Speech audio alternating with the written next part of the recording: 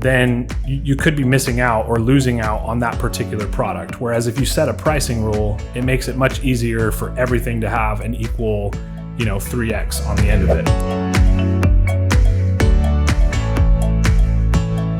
But one thing that's going to make it really easy for you guys is using pricing rules. Okay, so if you click this box right here, you can actually set up your pricing rules.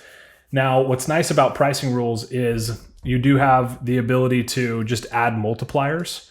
So this very first one is for the final product price. That is what everyone is going to actually pay for the product on your store. And then the final compare at price is basically your markup of saying, it's typically this price. So let me give you an example. If your product cost is $10 on AliExpress, this is automatically going to multiply that by 3. So the product will be $30. And then it's going to say that you have a retail price of $10 times 6, which is $60.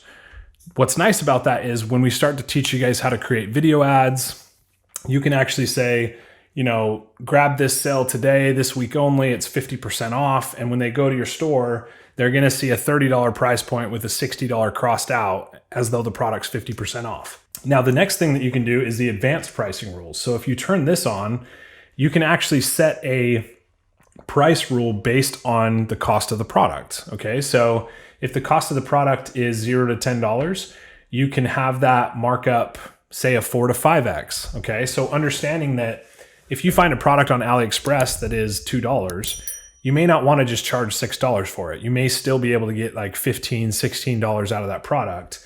So you can choose to have a price range. And then $10 to $100, you could go back to a 3 and a 6, right? So just depending on how you want to use that. But ultimately, for this example, I'm just going to go ahead and set that to a 3 and a 6 because most of the products that we're looking at are still going to be in that upper price range where, $10 and above as far as our costs. So we're going to be in that $30 plus price range as far as our final price.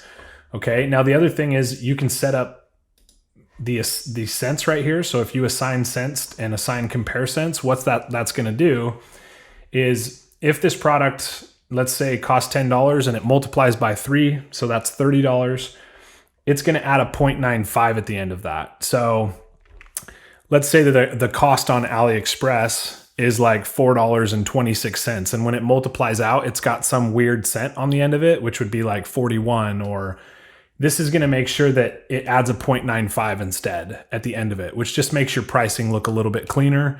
But that's totally up to you guys. You guys can assign that and set that up. And then all you need to do is click save.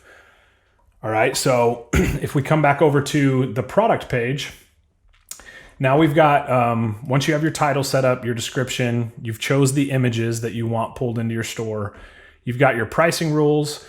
Right here is your fulfillment source. So it is going to pull in top stores that you can check out. Okay, so if you want to look at pricing here, you're going to see a range from 10 to 17. Now, one thing I will say that's another thing nice about using pricing rules. Okay, if there's a variant that's $10 more just because of a color or something like that, it's going to automatically add that additional money to that product. So if you price products just at a single price and there's a variant that's typically more money, then you could be missing out or losing out on that particular product. Whereas if you set a pricing rule, it makes it much easier for everything to have an equal, 3x on the end of it. Thanks for watching. Check out the complete Dropshipping 360 course on Sell the Trend. The link is in the description.